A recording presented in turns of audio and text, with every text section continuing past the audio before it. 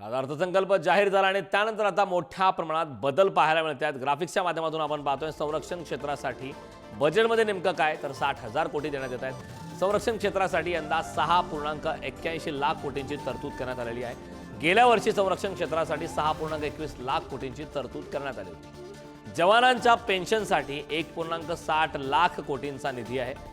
विमान, fighter jet आणि aero इंजिनसाठी 48,000 कोटी रुपये मंजूर करण्यात आले आहेत। नौदलाच्या ताफ्यासाठी 24,000 कोटींचा निधी मिळणार आहे। अन्य उपकरणांसाठी सुद्धा तब्बल 63,000 कोटींचा निधी आता मंजूर करण्यात आला।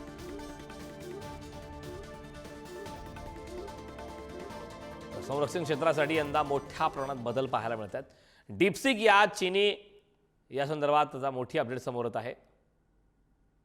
तर केंद्र सरकारने आता उत्पन्नाच्या स्वरूपात कर कसा बदलतो या देखील माहिती मिळत आहे।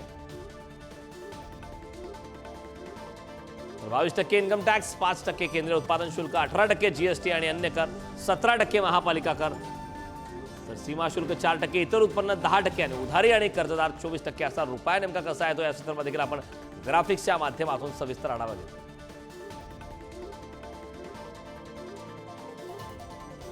रुपया कसा जातो याबद्दलची देखील माहिती आहे। राज्यांना कराचा हिस्सा 22% आहे।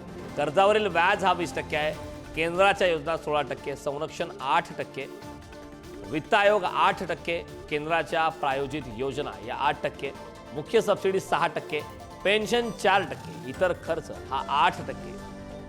रुपयाचं पूर्ण विश्लेषण या ठिकाणी आपण ग्राफिक्सच्या माध्यमातून पाहतो।